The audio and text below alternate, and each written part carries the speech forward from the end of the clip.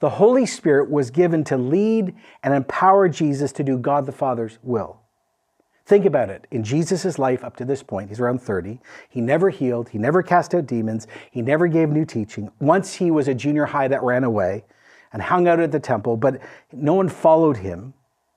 Right after the Holy Spirit rests on Jesus, his ministry starts. And we begin to see how Jesus walked with the Father and did only the Father's will. The third person of the Trinity empowers Jesus, who's sent by the Father. Now here's the light bulb pitchfork moment. Without the power of the Holy Spirit, Jesus would not have been able to bring the good news or do all the stuff he wanted to do and did do. This is choice, though. This is how Jesus did not grasp the power or privilege of deity.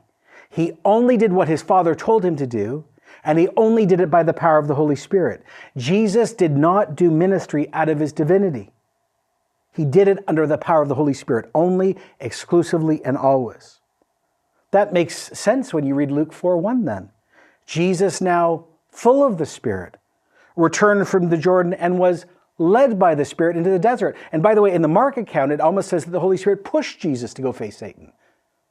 If you read after the account in verse 14 in Luke 4, Jesus returned to Galilee in the power of himself, no, the power of the Spirit.